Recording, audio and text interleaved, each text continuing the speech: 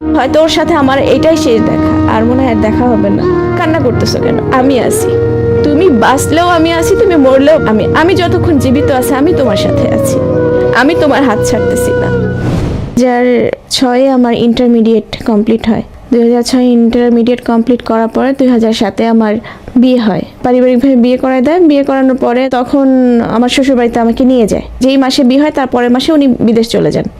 ওনার সাথে আমি কখনোই সংসার করতে পারিনি, কিন্তু আমি কনসেপ্ট করি। আমার বেবি ওখানেই হয়। 2 বছর পরে উনি আবার আসেন, তখন আবার কনসেপ্ট করি, আমার মেয়ে হয়। কিন্তু বিদেশে গিয়ে উনি কোনো কিছু করতে পারেন নাই। উল্টা আমার শ্বশুর শাশুড়ি ওনার ঋণের বোঝা মাথায় নেন এবং আমাদের আলাদা করে দেন বাসা থেকে। তারপর আলাদা হয়ে যায়। আলাদা হয়ে যাওয়ার পর দেখি যে উনি কাজে মনোযোগী না। আমার ছেলে হওয়ার পর থেকে আমি টিউশনি করি, যেহেতু উনি বিদেশ থেকে টাকা পাঠাইতেন না, টুকিটাক কথা আমাকে শুনতে হতো। তো আমি তখন থেকে স্কুলে চাকরি করি, টিউশনি করি। তারপর আমার মেয়েটা যখন পেটে আসে, ওই মেয়েটাকে আমি পেটে নিয়ে এই সব জায়গায় টিউশনি করে বেড়াই। তো আমার সেই পেশাটাই থেকে যায়। যখন আমি শনি এক রাতে আসি, চাকরি নেই, কিন্তু সে দেখা গেছে যে কাজ করতে মনোযোগী না। উনি আমাকে ভালোবাসবে, বাচ্চার সাথে থাকবে, কিন্তু কোনো খোরপোশ দিবে না। ওনার সাথে আমার সমস্যা একটা ছিল না, শুধু যে আমাকে টাকা পয়সা বা বাচ্চাদের খোরপোশ দিত না তা না, মানসিক টর্চার, এক কথা টাকার কাজ তো মুখে বলে সারে না, ওটাও থাকতো। আর মনের একটা যে স্যাটিসফাই, ওটাও ওনার কাছে কখনো পেতাম না। টুকিটাকি মানুষের ছোটখাটো অনেক ভুলই থাকে অতীতে, ওইটা তুলে কথা বলতো, গায়ে হাত তুলতো, রাস্তাঘাটে আমাকে মারতো। আমি একজন টিচার, কিন্তু আমি যখন রাস্তা দিয়ে যেতাম, যদি দেখা গেছে যে আমার দিকে কেউ তাকাচ্ছে, ওখানে আমাকে মার শুরু করতো। আমি কেন একটু লিপস্টিক দিলাম, আমি কেন আজকে একটু পরিপাটি হয়ে বের হলাম। আর আমার বাচ্চাদের, ওর কাছে কখনোই আমার বাচ্চাদের প্রাধান্য ছিল না। অন্তত বাচ্চার মুখের দিকে তাকেও মানুষ ঠিক হয়, আমাকে বাচ্চার মাকে সম্মান করে, ওরা কখনোই এটা করতো না। তো একটা সময় আমি ফিল করলাম যে এভাবে থাকার চেয়ে বোধহয় আমার একা থাকাটাই অনেক ভালো। অন্তত আমার বাচ্চারা মানুষ হবে, কারণ রোজ রোজ বাচ্চাদের সামনে আমি মার খাচ্ছি, ঘরে ভাঙচুর হচ্ছে, আমার বাচ্চারা তো এটাই শিখছে। তো যাই হোক, তখন আমি ফিল করলাম যে না, এভাবে আর চলে না, তার চেয়ে আমি সেপারেশনেই যাই। তবে একটা ভালো দিক ছিল হচ্ছে, ওদের ফ্যামিলিতে শুধু ওই খারাপ ছিল, আদার যে মানুষগুলো ছিল তারা অমায়িক ছিল, অনেক ভালো ছিল। ওর মা, ওর বোন, ওর বাবা সবাই আমার সাপোর্টে ছিল। ওর মা নিজে বলছে যে মা শুনো, আমি কখনোই শান্তি পাই নাই, তুমি ওই সংসারে শান্তি পাবা না, একটা বাচ্চা হয়েছে, তুমি বাচ্চাটা রেখে চলে যাও, এমনও বলছে। তো যাই হোক, আসলে আমি কখনো সন্তান ফেলতে চাই না। তো আমার কাছে ফিল হলো যে এভাবে আর থাকা যায় না। এভাবে 1 বছর, 2 বছর, 3 বছর যায়, প্রায় যখন 6 বছর, তখন আমি ওর থেকে আলাদা হয়ে যাই। উনি যাতে ঠিক হয়, আমি মনে করেছি যে আমি চাই না শুরুতেই ডিভোর্স দেই। আমি যদি সেপারেশনে যাই হয়তো উনি একটু ভালো হবে, আমি একটু আলাদা থাকি। 2010 আমি সেপারেশনে যাই। যাওয়ার পর দেখি যে না, কোনো কাজ হচ্ছে না, এতে আর অশান্তি বাড়ছে। আমার মান সম্মান নিয়ে টানাটানি, উনি আরও বেশি উগ্র হয়ে গেছে। রাস্তা নাই, ঘাট নাই, বাসায় এসে তোলপাড়, বাড়িওয়ালার ছেলের কাছে গিয়ে তোলপাড়, বাসা ছাড়তে বলে, হুমকি ধামকি। 4টা বছর পর আমি যখন দেখলাম যে না, আর হচ্ছে না, এত ধৈর্যের পরও আমি সেই ফল পাচ্ছি না, তখন আমি ওনাকে ডিভোর্স দেওয়ার সিদ্ধান্ত নিই। 2007 আমার ওর সাথে বিয়ে হয়, আর 2014 ওকে আমি ডিভোর্স দিই।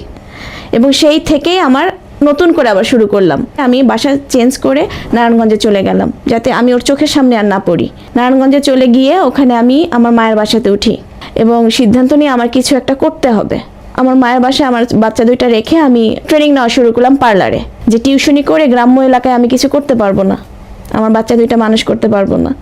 তো আমি ট্রেনিং নেই, 3 মাস ট্রেনিং নিয়ে ওখানে আমি একটা ছোট্ট করে পার্লার দিই, কোনো রকম ডেকোরেশন ছাড়াই নিয়ে। এই আমার শুরু। আল্লাহর রহমতে ওখান থেকে আমি আমার বাচ্চার লেখাপড়া, তারপর আমার নিজের চলা, আমি বাবার বাসা থেকে আলাদা বাসায় চলে আসি পার্লারের সাথেই। এর মধ্যেই ফেসবুকে একজনের সাথে পরিচয় হলো, উনি হচ্ছে মালয়েশিয়া প্রবাসী। হাই হ্যালো চলতে থাকে, আমি আমার কাজ নিয়ে ব্যস্ত থাকি। তো আমি ইগনোর করতাম সব সময়, আমাকে যারাই নক করতো, আমি শুধু টার্গেটে ছিলাম যে যদি কখনো বিয়ে করিও, যেহেতু আমার 2টা বেবি আছে, এদের কথা মাথায় রেখে আমাকে সেরকম ফ্যামিলি করতে হবে। তো আমি আসলে সেরকম পাত্তা দিতাম না। যাই হোক, 1 বছর, 2 বছর, 3 বছর এভাবে করে করে 2018 পর্যন্ত ওনার সাথে হাই হ্যালো চলতে থাকে। এক পর্যায়ে ভালো লাগে, উনিও আমাকে অফার করে, আমারও ওনার সাথে হয়ে যায় একটা সম্পর্ক আর কি। অনেকেই তো মুখে মুখে অফার করি, হ্যাঁ আমরা বিয়ে করবো, এটা করবো, সেটা করবো, কিন্তু ওরকম সিরিয়াসভাবে কিছু আমি নেই। কারণ আমার মাথায় সবসময় আমার বাচ্চাদের কথা ছিল, যে আমি চাইলেই যেখানে সেখানে যেতে পারবো না। আমার 2টা বাচ্চা সহজে আমাকে এত সহজে কেউ গ্রহণ করবে এটাও তো সহজ না। তো যার কারণে আমি সিরিয়াসলি হইনি, কিন্তু ওর পাশ থেকে দেখলাম যে উনি আমাকে সিরিয়াসভাবেই নক করতেছে। তখন ওনাকে বলেছিলেন যে আপনি ডিভোর্স হয়েছে, 2টা বাচ্চা আছে, এগুলো বলেছিলেন? যখনই দেখলাম উনি সিরিয়াসলি আমাকে নক করতেছে, মানে একটু ওনার পক্ষ থেকে একটু সিরিয়াসনেস দেখাচ্ছে, আমি তখনই বলছি আমি ম্যারিড, আমার বাচ্চা আছে। উনি প্রথমে বিশ্বাস করেননি, তারপর আস্তে আস্তে হয়তো বিশ্বাস করছেন। কথাবার্তা চলতেছিল, তখনই আমাদের মানে দুজনকে আমাদের ভালো লেগে যায়। আমার যেহেতু 2টা বেবি আছে, আমার ফ্যামিলির কোনো প্রবলেম ছিল না। উনি হচ্ছে ওনার পরিবারের একমাত্র ছেলে এবং ওনার শুধু মা আছে, মায়ের শুধু সন্তান আছে, ওনার ফ্যামিলিতে আর কেউ নাই। আর উনি অবিবাহিত ছিলেন।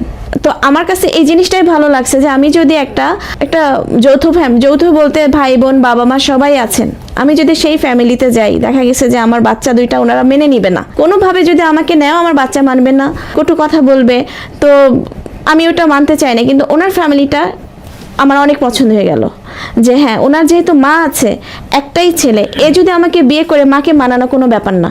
তো ওই জিনিসটা আসলে আমি মাথায় রেখে তাকে আমি হ্যাঁ বলে দিই যে হ্যাঁ, যেহেতু আমারও একা থাকাটা খুবই কষ্টের, আমার সন্তানের একটা আশ্রয় লাগবে, তো এই মানুষটা আমার জন্য পারফেক্ট। 2017-এর দিকে ওনার সাথে আমার পরিচয়, আর 2019-এ আমরা একটা ডিসিশনে যাই যে আমরা বিয়ে করব। তো কোনো এক সময়ে এই যে করোনা গেল, 2019-এর 17 তারিখে ওনার ফ্লাইট হয়, উনি আসবেন এবং এসে আমরা বিয়ে করব। 2014 থেকে 2019 পর্যন্ত আপনি একাই আছেন? একাই ছিলাম, একাই হ্যান্ডেল করে আসছে আমার বাচ্চাদেরকে।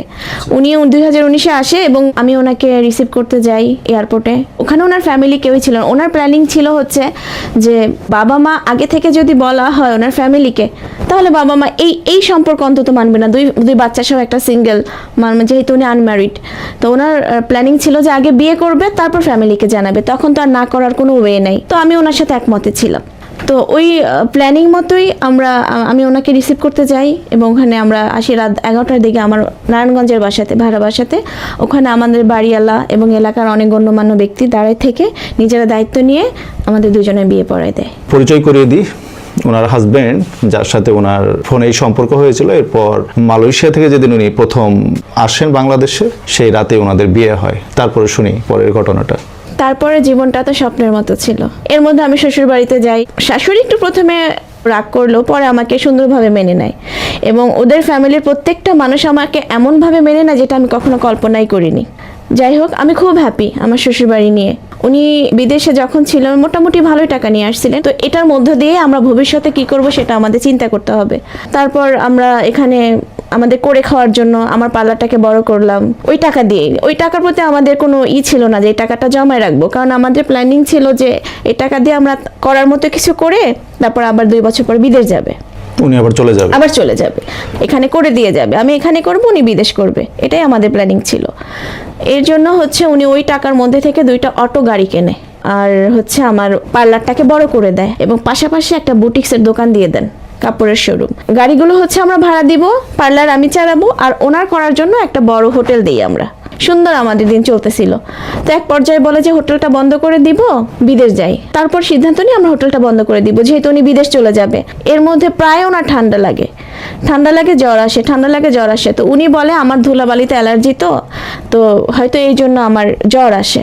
1 দিন 2 দিন এভাবে করে দেখা গেছে যে মাসের মধ্যে 3বার 4বার ওনার জ্বর আসে, কিছু খেতেও পারে না, শুধু বমি বমি ভাব আর শরীর কেমন ফ্যাকাশে হয়ে গেছে। তো ও বললো আমার মনে হয় জন্ডিস হয়েছে। তো আমি ফার্মেসিতে গেলাম, এই প্রথম গিয়ে দেখি ওর হচ্ছে প্রেশার 250। তো এখন এই 250 প্রেশার দেখে ফার্মাসিস্ট তো বলতেছে এই মুহূর্তে ওনাকে হসপিটালে নিয়ে যান, এই অবস্থায় আমরা কোনো ওষুধ দিব না, কারণ যে কোনো সময় যে কোনো কিছু হয়ে যেতে পারে। আমরা সেই রাত 10টার সময় ইমার্জেন্সিতে যাই, ওখানে নিয়ে প্রায় 2 ঘন্টা অবজারভেশন থাকে। অবজারভেশনে ওনাকে স্যালাইন দেয়, ইঞ্জেকশন দেয়, কিন্তু কোনো কিছুতে প্রেশার নামতেছে না, 250 থেকেও আরও বেশি হয়ে যায়। ডক্টর অনেকগুলো টেস্ট দিলেন, টেস্টগুলো করালাম। ডক্টর রিপোর্ট দেখেই বলতেছে ওনার 2টো কিডনি নাই, একেবারেই নাই। মানে এই কথা শোনার পর আমি কি বলবো, মানে আমার বলার কোনো ভাষাই ছিল না। আমি জানি না যে এটা কিভাবে, আমার মনে হচ্ছিল ভাইয়া স্বপ্ন এটা, কারণ আমাদের তো এরকম হওয়ার কথা না। আমাদের কত সুন্দর প্ল্যানিং, কত সুন্দর করে আমরা জীবনটা ক্রিয়েট করতেছিলাম। তাকে আমি কখনো কাঁদতে দেখি নাই, তাকে কোনো চিন্তা করতে দেখি নাই। সে মনে করতেছে ছোট বাচ্চারা যেমন তাকায় থাকে এভাবে। এটা দেখে আমার আরো খারাপ লাগে, মনে হচ্ছিল সে অনেক অসহায়, আমার কাছে কিছু একটা বলতেছে আমাকে বাঁচাও। আমি সাথে সাথে সিদ্ধান্ত নিয়ে আমি আমার একটা কিডনি দিব। আমাকে টাকা কত লাগবে কি লাগবে আমি এগুলো কিছুই জানি না। আমি শুধু জানি আমি আমার হাজবেন্ডকে কিডনি দিব এবং তাকে বাঁচাতে হবে। আমি তার কাছে জিজ্ঞাসা করি নাই এটা কি করব, কারণ তার কোনো নিজের কিচ্ছু ছিল না ভাইয়া। বিয়ের পর থেকে সবই আমার। উনি ওনার অ্যাকাউন্টে যত টাকা রাখছিল সব আমাকে এনে দিছে। আমার বাচ্চাদের আমি নিজের চোখে তো দেখছি, যদি আমি মুখে না বলি যে এটা ওদের বাবা না, কেউ বুঝবে না, এমন ভাবে কেয়ার করে আমার বাচ্চাদেরকে। তো আমি এই মানুষটা চলে গেলে আর কোথায় পাবো? আর এত সুখ, এত সম্মান, এত রেসপেক্ট উনি কখনো বিয়ের আজকে আমার 6 বছর না কখনো আমাকে একটা ফুলের টোকা দিয়ে দেখে নাই, একটা সন্দেহ করে দেখে নাই। তার শুধু একটাই চাও আমি যেন পর্দায় থাকি। আমি একটু সাজগোজ পছন্দ করি কিন্তু ও চায় আমি পর্দায় থাকি, এইটাই চাওয়া, আর তার কোনো চাওয়া নাই। আমি চেষ্টা করি সবসময় ওনার মনের মতোই থাকতে, পর্দা করে যাওয়ার চেষ্টা করি। যাই হোক, যেহেতু ক্রিটেনিন 22, ইমার্জেন্সিভাবে ওনাকে ডায়ালাইসিস করতে হবে। ওকে যখন প্রসেসিং রুমের মধ্যে নিচ্ছে তখন ওকে দেখতেছি আমি, ও হুইল চেয়ারে বসা, তখন কান্না করতেছে। আমি তো কান্না সবসময় করি, ওনাকে আমি কখনো কাঁদতে দেখি না, কিন্তু ওনার কান্না দেখে মনে হচ্ছে যে এখন সত্যিই মনে হয় এই মানুষটা অসহায়। ফ্যাল করে শুধু কান্না করতেছে, কোনো কথা নাই। আমাদের কান্নায় তো শব্দ হয়, কথা হয়, ওনার কান্নায় কোনো কথা নেই। তখন আমি বলতেছি তুমি কান্না করতেছো কেন? আমি আছি, তুমি বাঁচলেও আমি আছি, তুমি মরলেও আমি যতক্ষণ জীবিত আছি আমি তোমার সাথে আছি, আমি তোমার হাত ছাড়তেছি না। তো আমার মৃত্যু হয়ে যায় কিন্তু ওই দিন পর্যন্ত আমি তোমার সাথে আছি, তুমি চিন্তা করো না, আমি তোমার সাথে আছি। ওটা দিতে ভর্তি করে সারাদিন আমি ওর সাথে থাকি, কিছু কষ্ট। আমি বাসায় গিয়ে আবার সংসারটা সামলাই, আমার বাচ্চাকে দুধ খাওয়াই, সকালবেলা আমি আবার চলে আসি ওর কাছে। কিন্তু ওকে ছেড়ে যখন আমি যাই হসপিটালের বেডে, আমার কলিজাটা ওর কাছে থাকে। বিয়ের পর থেকে তো আমি ছেড়ে কোথাও মানে একা একা কারো কোনো কারবার নাই, ওর সাথে আমি, আমার সাথেও। মানে যে বিদেশ থেকে আসছে সে তার টাকা সহ আপনার কাছে যে আসছে, আপনি যা বলছেন তাই করছেন। তাই আমি দিন বললে দিন, আমি রাত বললে রাত। তো আমার ভিতরে কাজ করছে যে এই মানুষটাকে হারানো মানে আমার জীবনের পরম উপহার, পরম একটা মানে আল্লাহর একটা দান আমি হারাই ফেলবো। আমি প্রথম জীবনে যেগুলো পাইনি, যেটা আমার পাওয়ার কথা ছিল, আমি যেটা পাইনি, আমার বাচ্চারা পাইনি, সেই জীবনে আমি এটা পাইছি এই জীবনে। তো এটাকেও যদি আমি হারাই ফেলাই তাহলে তো আমার জীবনটাই বৃথা। আমার কাছে এটা মনে হয়েছে। আমার বোন বলছে যে আপু অপারেশনের ব্যবস্থা করো, আমি তোমাকে টাকা দিব, তোমার চিন্তার কোনো কারণ নাই। বাংলাদেশের একটা স্বনামধন্য কিডনি হসপিটালে গেলাম। ওখানে যাওয়ার পর আমাদের মেন যে স্যার, উনি আমাদেরকে জিজ্ঞেস করেন আপনি কিডনি দেবেন? আমি বললাম হ্যাঁ। তাহলে এই টেস্টগুলো করে নিয়ে আসেন। A to Z আমার পা থেকে মাথা পর্যন্ত এমন কিছু নাই, টেস্ট দেয় না। প্রায় 1 লাখ টাকা টেস্ট করাইছি আমরা ওখানে। করানোর পর বলতেছে আপনারা এখন থাকেন, আমাদের সময় হলে আপনাদের ডাকবো। ওদিকে আমার ডায়ালাইসিস নিচ্ছি, ডায়ালাইসিসের টাকা আমার বাবা দিচ্ছে। আমাদের যেহেতু টাকা নেই, সম্পূর্ণ টাকা আমার বাবা দিচ্ছে, আর অপারেশনের টাকা দিবে আমার বোন। যদিও আল্লাহ আমাদের অনেক বিপদ দিছে, আল্লাহ আমাদের সহায়ও ছিলেন। আমাদের ওখান থেকে ডাকলো। আপনার কি কিডনি ম্যাচ করেছিল? হ্যাঁ, আমাদের ম্যাচ বলতে 15% ম্যাচ ছিল। রক্তের গ্রুপ ঠিক ছিল কিন্তু ম্যাচটা কম ছিল। তো আমাকে অনেক ডক্টরই বলছে যে দেখেন এইভাবে আপনি দিয়েন না, এমনও হতে পারে যে আপনার এই কিডনিটা আপনি এত কষ্ট করে দিলেন, আপনি একটা অঙ্গহানি করবেন, এই বয়সে আপনি 3টা সন্তানের মা, কাজ করলো না, তখন আপনি কি করবেন? তার চেয়ে ভালো আপনি দিয়েন না, হ্যাঁ যতটুকু থাকে আল্লাহ ওনাকে রাখবেন। কিন্তু আমার কাছে কেন যেন মনে হয়েছে না, আমি যদি এভাবে না দেই, থেমে যাই, আমার কাছে মনে হবে যে আমি চেষ্টা করি নাই। আমি চেষ্টা করব, আমি দেখি, না হলে আমি মেনে নিব। তো এইভাবেই আমাদের আসলে প্রসেসিং হচ্ছিল। 2023 সালের অগাস্ট মাসের আমাদের ট্রান্সপ্লান্ট হওয়ার ডেট হয়। ওখানে আমাদের সিগনেচার নেয়, আমার সিগনেচার নেয়, আমার হাজব্যান্ডের সিগনেচার নেয় যে আমরা মরেও যেতে পারি, অপারেশন থিয়েটারে কিডনিটা ড্যামেজ হয়ে যেতে পারে, এর জন্য কোনো দায় দাবি নাই। আমি তো স্বেচ্ছায় সিগনেচার দিয়ে দিছি। আমরা 2টা মানুষ, তারও আমার ছাড়া কেউ নেই, আমিও তার ছাড়া কেউ নেই। অপারেশনের আগে যে ওর কাছ থেকে আমি বিদায় নিব, শেয়ার করব আমাদের ফিলিংসটা, সেই সময়টাও পাইনি। আমি মেনেই নিছিলাম যে হয়তো ওর সাথে আমার এটাই শেষ দেখা। মানে আমার শুধু মনে হচ্ছিল এটাই মনে হয় ওর সাথে আমার শেষ দেখা, আর মনে হয় দেখা হবে না। আর যদি দেখা হয় আল্লাহ সুস্থ করে দিও আমার স্বামীটাকে, আমার বাচ্চাটা যেন এতিম না হয়। আমি যখন অপারেশনের বেডে শোয়াই তখন শুধু আল্লাহকে বলছি, আল্লাহ বাচ্চাকে তুমি এতিম করো না। ওরা তো বাবা থাকতেও বাবা নাই, নতুন করে বাবা পাইছে, তুমি এদের মাথার উপর থেকে এর হাতটা নিয়ে যাও না। আল্লাহ আমার কথাটা মনে হয় শুনছে। অপারেশন হলো, আইসিইউতে প্রায় 6 দিন পর ওর সাথে আমার দেখা হয়, তো আমি হুইল চেয়ারে ও শোয়া, কাছে যেতে পারি না, অবজারভেশনে ছিল। ডক্টর আমাকে বলেছিল যে আপনি সাকসেস, এই এত পরিমাণ ইউরিন হলো আপনার নতুন কিডনি দিয়ে। মানে এই কথাটা শুনে যে আমার কত ভালো লাগছিল ভাই, আমি বোঝাতে পারবো না। মানে আমার চোখ দিয়ে কেন যেন পানি বের হয়ে আসছে। আর আল্লাহকে অনেক শুকরিয়া জানাইছি, আল্লাহ তুমি আমার কথা শুনছো। যাই হোক, 6 মাস ওনাকে অবজারভেশনে থাকতে বলছিলেন, কোনো কাজ করতে পারবে না। 6 মাসে আমাদের 50,000 টাকা করে ওষুধ খাইতে হয়েছে। আমি কাজ করছি, আমাদের তখন গাড়িগুলো বিক্রি করে দিয়েছিলাম, 2টা গাড়ি ছিল, ওখান থেকে যাচ্ছে। যাই হোক, যেভাবেই হোক আমি ওষুধের টাকা ম্যানেজ করছি। 6 মাস পর দিনগুলো আবার আগের মতো হয়ে গেছে। আমি ওকে বলছি যে দেখছো, তোমাকে বলছিলাম না চিন্তা করো না, মনে করো এটা একটা স্বপ্ন, দুঃস্বপ্ন। এই 2023টা মনে করো দুঃস্বপ্ন, 24 থেকে আমরা আবার নতুন করে শুরু করবো। ঠিক সেটাই হয়েছে, আবার নতুন করে শুরু করছি। ওর যে প্রত্যেক মাসে এত টাকা যাচ্ছে আমার গায়ে লাগে না। মানে টাকা যাক, আমার স্বামী সুস্থ আছে, আগের মতো খাচ্ছে, রুচি বাড়ছে, আমার চেয়ে বেশি খাচ্ছে, আমার চেয়ে বেশি তাকে দেখতে স্মার্ট লাগছে, আমার এটাই শান্তি। যাই হোক, 2 বছর ভালোই কাটে, তো আল্লাহর রহমতে এতে তেমন কোনো প্রবলেম হয় নাই, আমি ফাড়া কাটায় উঠতে পারছি।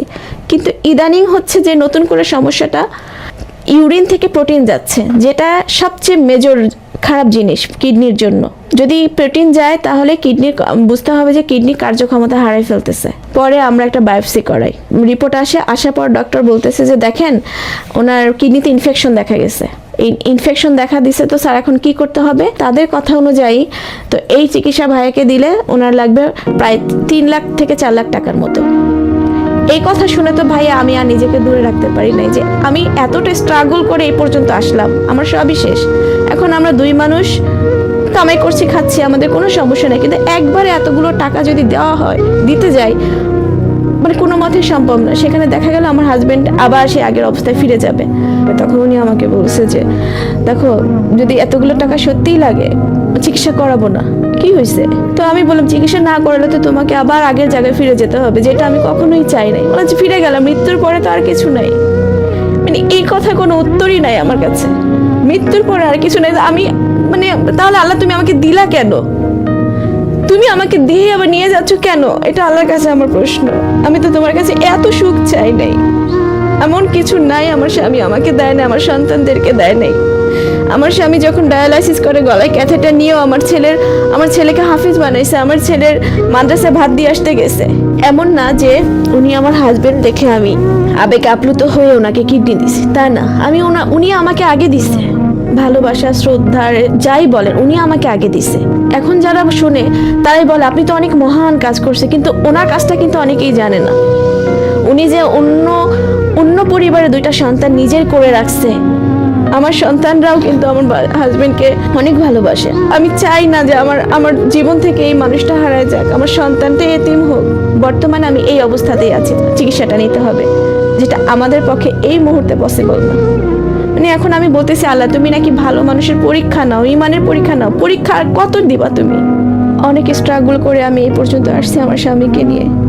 আমার কাছে এখন আর কোনো উপায় নাই, আমি সত্যি অসহায়। আমার বাচ্চাটা মাত্র 3 বছর বয়স, এত অল্প বয়সে বাবা হারা হোক। আমি চাই না। আমার স্বামীকে বাঁচিয়ে রাখার স্বার্থে আমি আল্লাহর কাছে ভিক্ষা চাচ্ছি, জীবনের শেষ পর্যন্ত যেন আমার স্বামীটা সুস্থ হয়ে দুনিয়াতে থাকতে পারে, আমার বাচ্চাটা যেন তার বাবার কোলে আরো কিছুটা দিন বেশি থাকতে পারে। সব কিছু আমি দিয়ে দিয়েছি, আমার যদি আরো কিছু থাকতো আমি দিয়ে দিতাম, কিন্তু আর তো কিছু দেওয়ার নেই। আসলে আমার কিছু বলার নেই। আমার স্ত্রী আমার জন্য যা করছে অনেক, আমি ওর কাছে কিছু চাইতে পারবো না। ওর জন্য আমার জন্য ওর জীবনটাই একরকম দিয়ে দিছে, আমি ওর কাছে আর নতুন করে কি চাবো? আমি চাই আমার স্ত্রীর সন্তান ভালো থাকুক, আর আল্লাহ যদি আমার সুস্থ করে দেয় আমি যেন তাদের পাশে থাকতে পারি। আর আমার ওর কাছে নতুন করে চাওয়ার কিছু নেই।